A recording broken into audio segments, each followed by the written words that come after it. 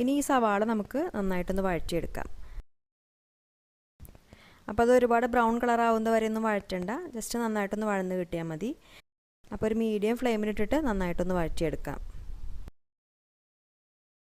ഇപ്പോൾ ഈ സവാള ഏകദേശം ഒന്ന് ആയിട്ടുണ്ട്, ഇത്രയും വഴറ്റിയെടുത്താൽ മതിയാവും. ഇനി നമുക്ക് ഫ്ലെയിം ഓഫ് ചെയ്യാം. അതിനുശേഷം നമുക്ക് ഇതിലേക്ക് ഒരു 1/4 കപ്പോളം നാളികേരം ചിരകിയെടുത്തിട്ടുള്ള ചേർത്ത് കൊടുക്കാം. എന്നിട്ട് ഈ ചൂടിൽ തന്നെ നന്നായിട്ടൊന്ന് മിക്സ് ചെയ്തെടുക്കാം. ഇനി ഇത് നമുക്ക് നേരത്തെ റെഡിയാക്കി വെച്ചിട്ടുള്ള ബാറ്ററിൽ ചേർത്ത് കൊടുക്കാം. ഈ സവാളയും പച്ചമുളകൊക്കെ നമ്മൾ വഴറ്റാതെ ഇതിൽ ചേർത്ത് കൊടുത്തിട്ട് ദോശ ഉണ്ടാക്കാറുണ്ട്. പക്ഷേ ഈ രീതിയിൽ വഴറ്റിയെടുത്തിട്ട് ചേർത്ത് കൊടുക്കുമ്പോൾ കുറച്ചും കൂടി നല്ലൊരു ടേസ്റ്റാണ് ഗോതമ്പ് ദോശയ്ക്ക്. എന്നിട്ട് നന്നായിട്ടൊന്ന് മിക്സ് ചെയ്യാം. അതിന് മുൻപായിട്ട് നമുക്കിതിലേക്ക് ചെറുതായി അരിഞ്ഞു വെച്ചിട്ടുള്ള കുറച്ച് മല്ലിയിലയും കൂടി ചേർത്ത് കൊടുക്കണം. എന്നിട്ട് ഇത് നന്നായിട്ട് മിക്സ് ചെയ്തെടുക്കാം. ഇനി ഈ സമയത്ത് നമുക്കിതിൽ ഉപ്പ് പോരാ തോന്നുന്നുണ്ടെങ്കിൽ ഉപ്പൊക്കെ ചേർത്ത് കൊടുക്കാം.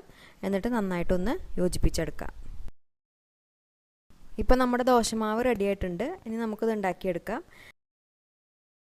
അപ്പോൾ അതിന് വേണ്ടിയിട്ട് ഒരു പാൻ അടുപ്പത്ത് വെച്ചിട്ട് നന്നായിട്ടൊന്ന് ചൂടാക്കിയെടുക്കുക.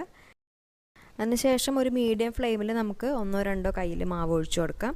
ചൂട് ഒരുപാട് കൂട്ടി വയ്ക്കരുത്. ചൂട് കൂടി കഴിഞ്ഞാൽ നമുക്കത് പരത്തിയെടുക്കാൻ ബുദ്ധിമുട്ടാകും. അപ്പോൾ ഒരു മീഡിയം ഫ്ലെയിമിൽ വെച്ചിട്ട് വേണം നമ്മൾ മാവ് ഒഴിച്ചു കൊടുക്കാനായിട്ട്. എന്നിട്ട് നമുക്കത് എത്രത്തോളം കനം കുറച്ച് പരത്താൻ പറ്റുമോ അത്രത്തോളം കനം കുറച്ചിട്ട് നന്നായിട്ടൊന്ന് പരത്തിയെടുക്കാം.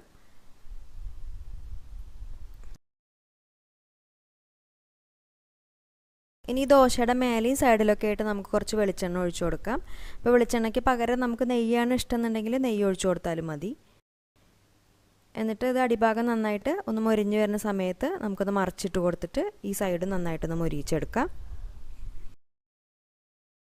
ഈ ദോശ അത്യാവശ്യം നന്നായിട്ട് മൊരിഞ്ഞാലാണ് കഴിക്കുമ്പോൾ നല്ല ടേസ്റ്റ് ഉണ്ടാവുള്ളൂ. അപ്പോൾ നമുക്കിതുപോലെ 1-2 പ്രാവശ്യമൊക്കെ തിരിച്ചു മറിച്ചിട്ട് കൊടുത്തിട്ട് നന്നായിട്ട് മൊരിയിച്ചെടുക്കാം.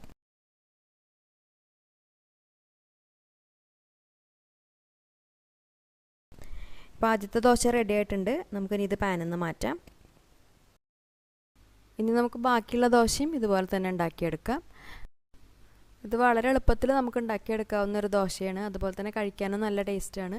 ഇപ്പോൾ ഗോതമ്പ് ദോശയൊക്കെ കഴിക്കാൻ ഇഷ്ടപ്പെടാത്തവർക്കും ഈ രീതിയിൽ ഉണ്ടാക്കി നോക്കുകയാണെന്നുണ്ടെങ്കിൽ നന്നായിട്ട് ഇഷ്ടമാവും. പിന്നെ നമുക്കത് കഴിക്കാനായിട്ട് ഇതിൻ്റെ കൂടെ കഴിക്കാനായിട്ട് പ്രത്യേകിച്ച് ഒരു ചമ്മന്തിയോ അല്ലെങ്കിൽ കറിയോ ഒന്നും ആവശ്യമില്ല. ഇതിങ്ങനെ തന്നെ കഴിക്കാനും നല്ല ടേസ്റ്റാണ്. അപ്പോൾ ഇത് എല്ലാവരും ഒന്ന് ഉണ്ടാക്കി നോക്കൂ. ഉണ്ടാക്കി നോക്കുന്ന സമയത്ത് അഭിപ്രായം അറിയിക്കൂ. പിന്നെ ഈ വീഡിയോ ഇഷ്ടപ്പെടുകയാണെങ്കിൽ ലൈക്ക് ചെയ്യാനും ഷെയർ ചെയ്യാനും കൂടി മറക്കരുത്. അതുപോലെ ചാനൽ സബ്സ്ക്രൈബ് ചെയ്യാത്തവർ ഒന്ന് സബ്സ്ക്രൈബ് ചെയ്ത് സപ്പോർട്ട് ചെയ്യുക. അപ്പോൾ ഇനി നല്ലൊരു റെസിപ്പി ആയിട്ട് വീണ്ടും കാണാം. താങ്ക്